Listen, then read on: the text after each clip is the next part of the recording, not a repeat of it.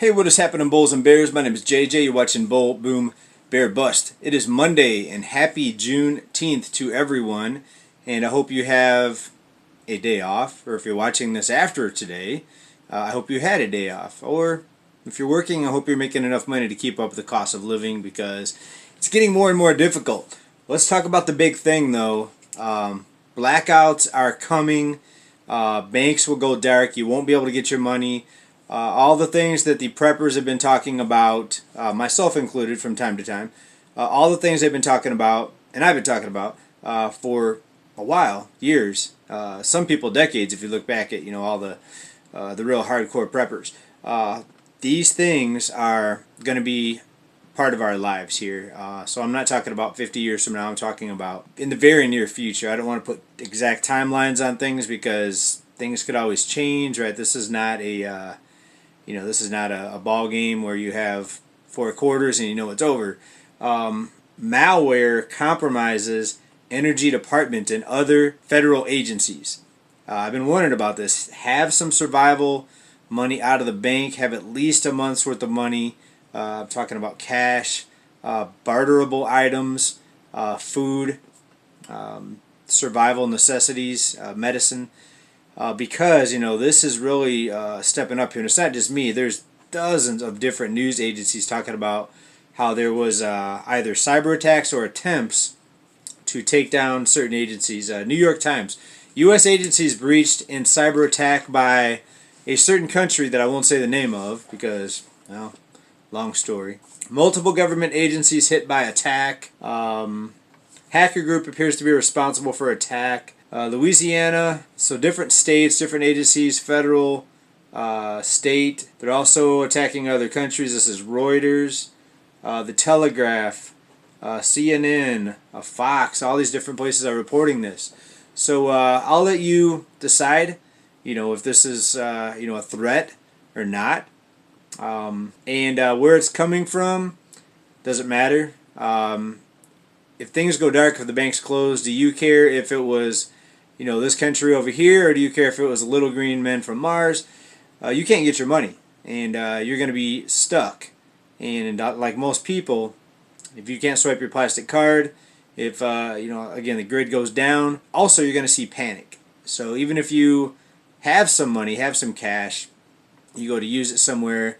We're already seeing stores get looted in certain areas. What happens when the grid goes down, when millions of people don't have access to their cash, or they can't swipe the plastic card, or maybe the stores won't even be open? Do you think that people aren't going to break into these places and take as much as they can because of the panic? Right? So it's only 72 hours before things shut down, before shelves start going empty, and you add on top of that looting, it could be a less than a 24-hour period when what hits the fan for there to be not much or no more food left at all for you to go in and get. So that's why I'm always telling people, just have a few weeks of food. If you have a family, you're going to need quite a lot of food put away, and I've got shelves of canned goods here, and I'm supporting a family.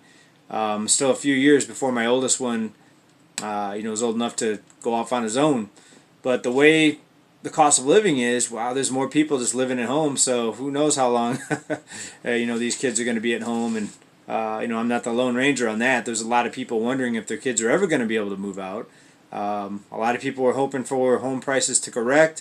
We see that's not happening very rapidly. We have a major shortage of housing. We have tons of people, not enough housing. So even with interest rates, mortgage rates doubling, we're still not seeing the price correction that people need to be able to afford these homes in most areas. So it's pretty crazy, all right? So let's talk about a few more things here. Digital dollars are coming. Digital dollars are coming. I think this is going to be the next push. And cash is becoming scarce. Keep in mind, less than 10% of all money in circulation right now is physical. We're talking about bills and coins. Less than 10%. So it doesn't take much more to have more bank failures when people start pulling their money out of the banks. And remember, banks loan out money they don't have, so add that on top of the fact that there's very little physical money out there. And I say very little compared to the total amount of money. There's still a lot of it because there's so many people. But compared to the total money in circulation, the dollars in existence, less than 10% is physical. All right, so you have banks running out of money, especially physical money in some cases. Banks limiting withdrawals, questioning people on why they're trying to withdraw their money, trying to make you feel guilty for trying to get your own money, which is crazy. Delays on getting your money, wait periods, things like that. So not good, not good at all. But if we're prepared, then we'll be just fine. And you and I, we're going to be prepared. Now, being that I talked to a few different people in the financial broadcasting world, or creators, content creators, etc., I talked to a few people. I can tell you that I personally know more than one person that has all their money out of the system, out of the banks. Well, I shouldn't say all the money, because most people have to keep some money in there to pay bills with, because most people pay bills digitally instead of mailing payments in through the mail. Most people do this online now, and myself included. I have money still in the banks to make transactions with, to pay the monthly bills, plus a little more. I didn't pull out most of my money. Well, I guess I should say most, because it was more than half. But so most of my money I do have out of the system, so to speak. But some people have nearly everything out of the bank, except for just a small amount for each monthly bill that come due for all the monthly bills. And I'm not saying that you should do that, and maybe I should do that. It's just really hard to tell, because there's people that have been doing this for years, and nothing ever happens, nothing ever happens, nothing ever happens. But look at everything that's going on now. We've already had bank failures a few months ago. Look at how many rescue programs had to be implemented in 2020 to save people from becoming homeless.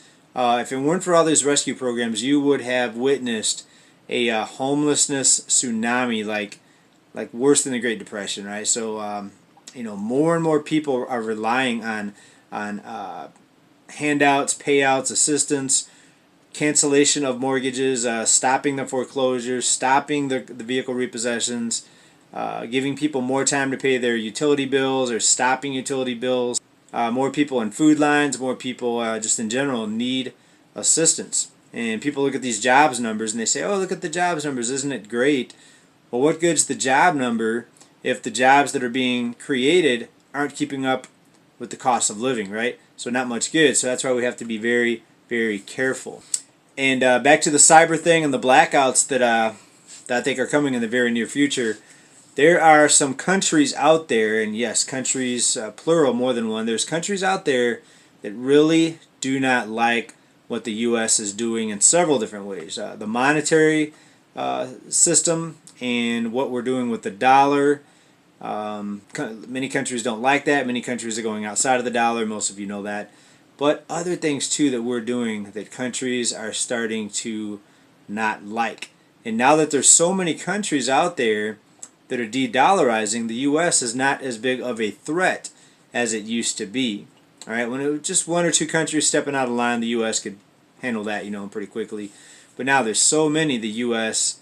is not in a position to, strong arm, so to speak, these countries from trading within the dollar. But it's more than just monetary now. We have conflicts happening that the U.S.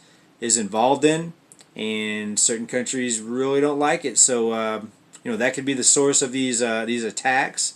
The cyber situation, the attacks on our grids. And, I've never seen this much news focus on this. I've never seen so many people being concerned about it. People within the community that I interact with, as far as creators go, and others. Also, a lot of people thought that they were going to be safe being outside of the banking system, but being into digital assets. But people are finding out they may not be so safe after all. We've got the SEC coming after platforms, including crypto exchanges. All right, so this is very, very dangerous. How many more FTXs are there out there?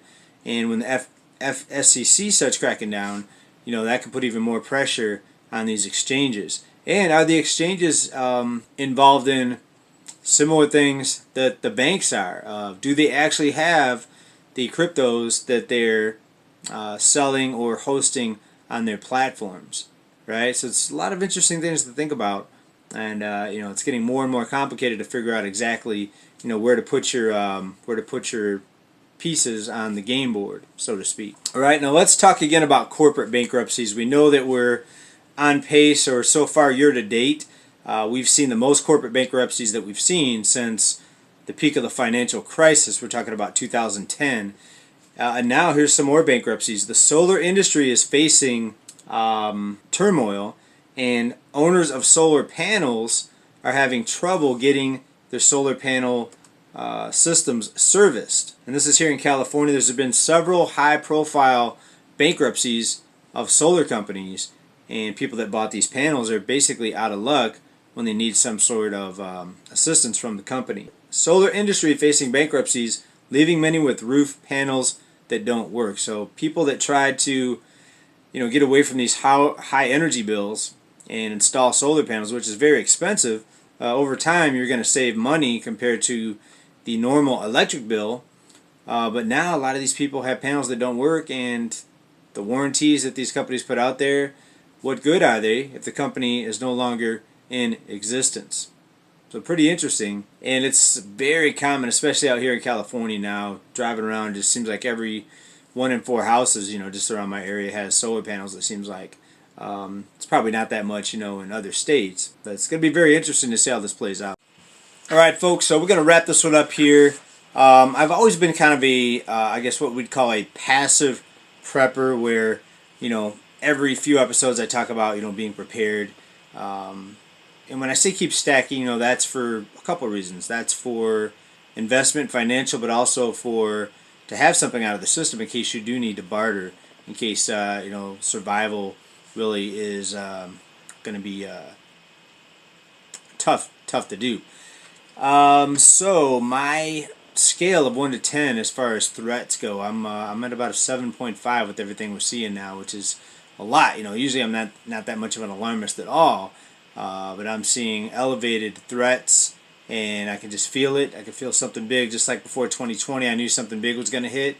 I predicted it. I didn't know the name of it or what it was going to be exactly, but something big that's going to affect the world. I feel something big that's going to affect the entire country coming up here very, very soon. So let's be cautious. Let's keep stacking to be prepared for this, and we'll be just fine. Big love, everybody. Keep stacking. Bye for now. Peace.